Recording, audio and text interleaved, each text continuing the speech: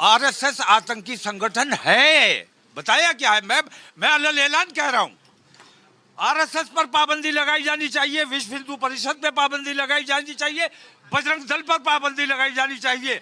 अगर हुकूमत को मुल्क में अमन व अमान बरकरार रखना है और मुल्क में तरक्की और खुशहाली का काम करना है तो इन तमाम ऐसे आतंकवादी संगठनों पर पाबंदी आयद होनी चाहिए। तौकीर रजा जी को कोई संजीदगी से नहीं लेता।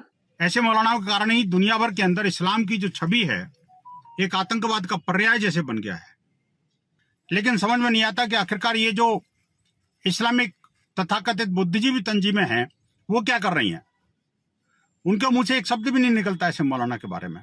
इसका मतलब साफ से ऐसे मौलानाओं के लिए उनकी स्वीकृति है कि ऐसे ही हुआ कि जैसे मसूद अजहर और हाफिज सईद किसी को शराफत का सर्टिफिकेट बांटे, तौकीर रजा जैसे जिहादियों का समर्थक, लव जिहाद का ऐलान करने वाला व्यक्ति, राष्ट्रीय स्वयंसेवक संघ, विश्व हिंदू परिषद, बजरंग दल जैसे राष्ट्र के लिए समर्पित नागरिकों के समूह पर इस तरह की बात करता है तो ऐसा लगता है कि जैसे लश्कर तोयबा और अल कायदा जो है अब किसी स्वयंसेवी संगठन का चरित्र प्रमाण पत्र बनाने लगे।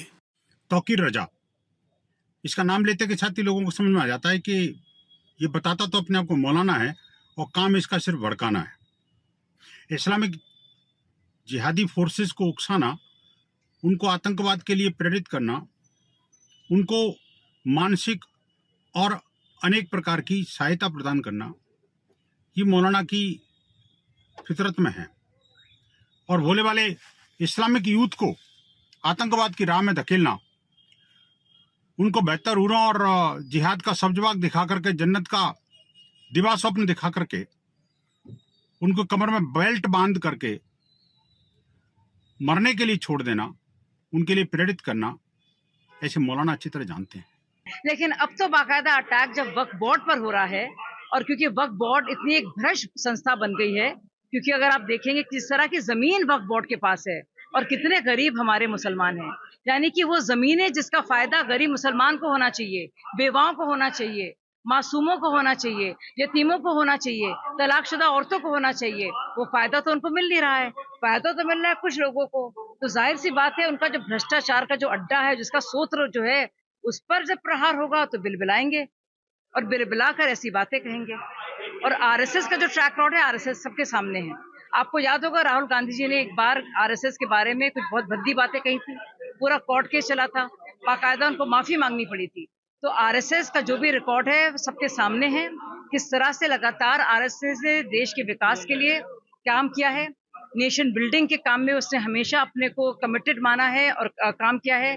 जहां कभी भी कोई भी दिक्कत होती है, सबसे पहले आपके आरएसएस के कार्यकर्ता नजर आते हैं, बिना किसी लालच के, बिना किसी स्वार्थ के। तो सच क्या है सब जानते हैं, और इस तरह की जहरीली बातें करके एक बार फिर से साफ जाहिर हो रहा है कि टुकड़े टुकड़े गैंग लगातार किसी तरह से जहर उगलने के लिए पूरी तरह से बेकाबू है और उसको रोकने की जरूरत है। मुझे लगता है हर एक बात का ध्यान नहीं देना चाहिए, और क्योंकि उनका खुद का रिकॉर्ड ऐसा है कि कोई भी उनको ना तो सीरियसली लेता है, ना कि उनके समुदाय का भी कोई शख्स। मुझे लगता नहीं कि इतनी संजीदगी से किसी भी इंसान की कोई भी बात को बहुत गंभीरता से लेना चाहिए।